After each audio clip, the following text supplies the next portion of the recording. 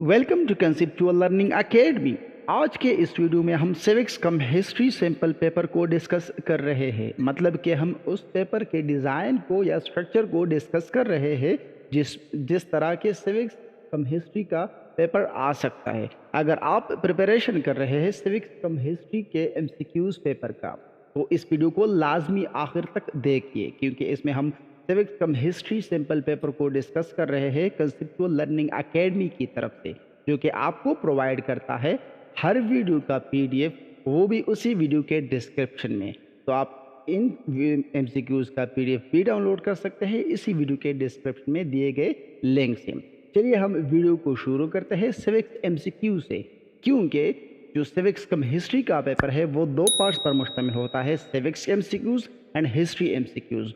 Civics MCQs में क्या होता है, हिस्ट्री एमसीक्यूज में क्या होता है, वो मैं ऑलरेडी एक वीडियो में आपको डिटेल में बता चुका हूँ, जिसका मैं लिंक डिस्क्रिप्शन में दे दूंगा। उसका है how to prepare civics cum history MCQs. जाइए आप उस वीडियो को भी मुकम्मल तौर पर देखिए, मैंने वहाँ पर एक एक टॉपिक को डिटेल में डिस्कस किया हुआ है। Question number 1, what does the term democracy mean? Democracy का मतलब क्या है? यहाँ पर जो राइट आंसर है, मैं जस्ट उन ऑप्शंस को वीडियो की शॉर्ट फॉर्म में आपको प्रोवाइड करने के लिए डिस्कस करूँगा। बाकी आप जो दिए गए ऑप्शन है उसको अपनी अंडरस्टैंडिंग के लिए रीड कर सकते हैं।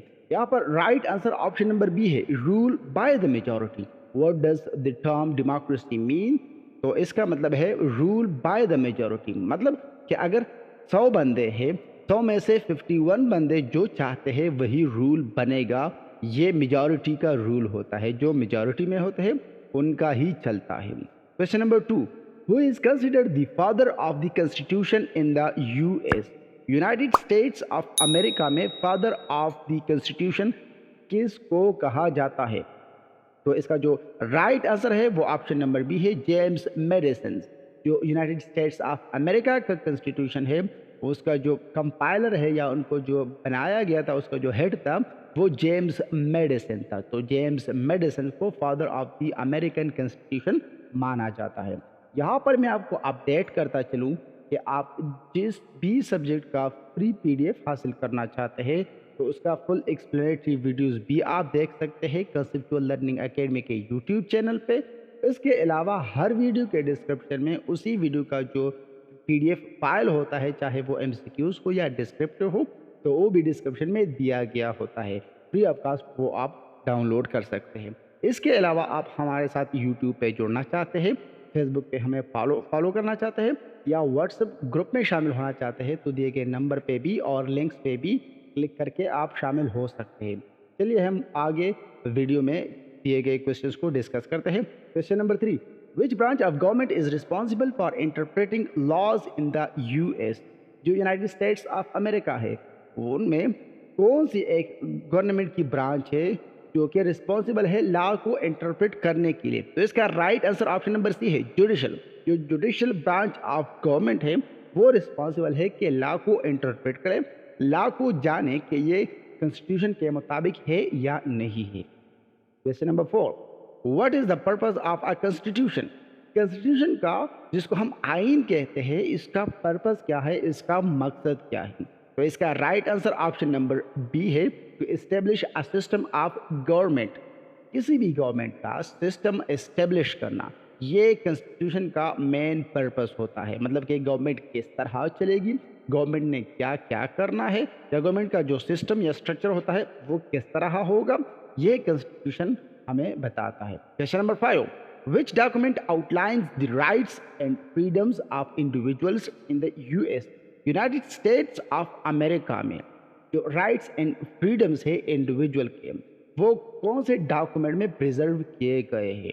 मतलब कि वो कौन सा डॉक्यूमेंट है जो कि लोगों को राइट्स एंड फ्रीडम्स देता है यूनाइटेड स्टेट्स ऑफ अमेरिका में? तो इसका right answer option number A है, bill of rights. Bill of rights उन फर्स्ट 10 अमेंडमेंट्स को कहा जाता है जो कि यूनाइटेड स्टेट्स ऑफ अमेरिका के कॉन्स्टिट्यूशन में किए गए। आपके इंफॉर्मेशन के लिए बताता चलूँ कि यूनाइटेड स्टेट्स ऑफ अमेरिका में जो कि 1787 से और फिर फाइनली जो कि रेटिफाई हुआ 1789 में और यूनाइटेड स्टेट्स ऑफ अमेरिका का कॉन्स्टिट्यूशन, उसमें पहले 10 अमेंडमेंट्स जो कि 1791 में हुए थे, उनको बिल ऑफ राइट्स कहा जाता है। आज तक यानी 2024 तक यूनाइटेड स्टेट्स ऑफ अमेरिका के कॉन्स्टिट्यूशन में कुल मिला के 27 अमेंडमेंट्स हुए हैं, जिनमें से पहले 10 अमेंडमेंट्स जो कि इकट्ठे किए गए थे उनको बिल ऑफ राइट्स कहा जाता है। यहाँ पर मैं आपको दोबारा बताता चलूँ कि अगर आप हमें यूट्यूब पे फॉलो करना चाहते हैं, फेसबुक पे फॉलो करना चाहते हैं या व्हाट्सएप ग्रुप में ऐड होना चाहते हैं, तो दिए गए लिंक्स पे आप क्लिक करके हमें फॉलो कर सकते हैं। अब हम शेयर कर रहे हैं हिस्ट्री के कुछ MCQs। Question number 6, who was the first president of the US? United States of America का जो फर्स्ट प्रेसिडेंट था उसका नाम जॉर्ज वाशिंगटन था।